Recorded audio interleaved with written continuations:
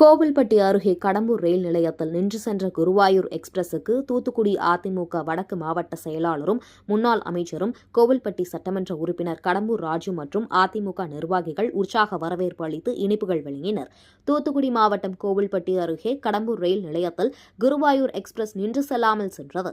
இதனால் கயத்தாறு, கடம்பூர் சுற்றுவட்டார பகுதி மக்கள் பாதிக்கப்பட்டனர். அதனால் குருவாயூர் எக்ஸ்பிரஸ் கடம்பூர் ரயில் நிலையத்தில் நின்று செல்ல வேண்டும் என கடம்பூர் வியாபாரிகள் மற்றும் பொதுமக்கள் கோரிக்கை வைத்தனர். தூத்துக்குடி அதிமுக வடக்கு மாவட்ட செயலாளரும் முன்னாள் அமைச்சரும் கோவில்பட்டி சட்டமன்ற உறுப்பினர் கடம்பூர் ராஜு கடந்த மாதம் மத்திய ரயில்வே அமைச்சர் அஸ்வினி வைஷ்ணவை டெல்லியில் சந்தித்து மனு கொடுத்தார். இதன் அடிப்படையில் குருவாயூர் எக்ஸ்பிரஸ் ரயில் கடம்பூர் ரயில் நிலையத்தில் இரு மார்க்கத்திலும் நின்று செல்லும் என அறிவித்திருந்தது.